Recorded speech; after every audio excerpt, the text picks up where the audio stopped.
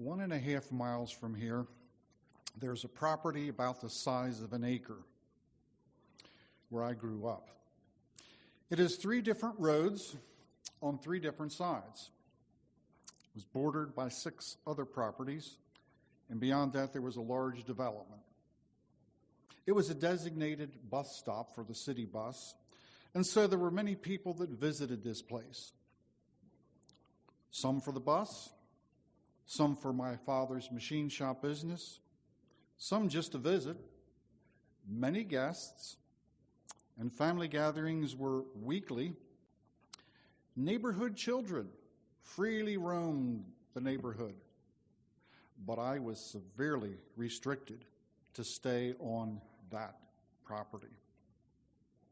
Well, with all these people and all these activities, I retreated to my sandbox, where I built and constructed roads and highways and pipelines that actually did carry water.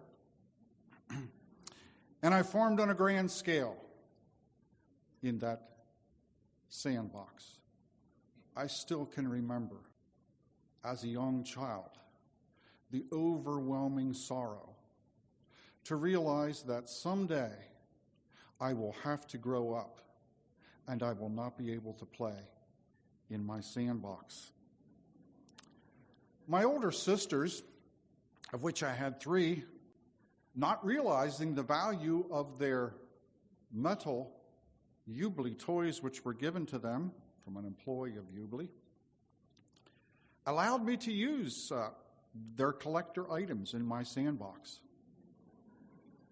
And so this day, part of their retirement assets were destroyed in their brother's sandbox. Well, many salespeople also visited this property. The Avon lady would come and visit with my mother, and before leaving one time, she said that she must go home to her Indians. And in wide-eyed amazement, I asked my mother, because I didn't know that there were any Indians in this area anymore. And my mother said she was referring to her children. And I thought, what children these must be?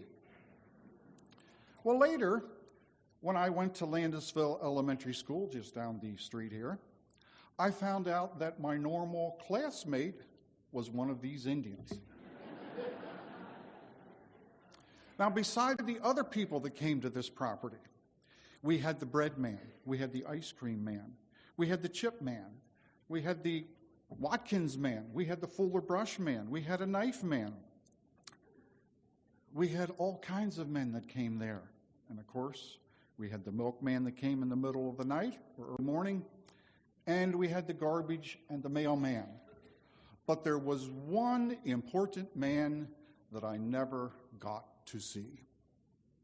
I knew he was important because my father would refer to him frequently.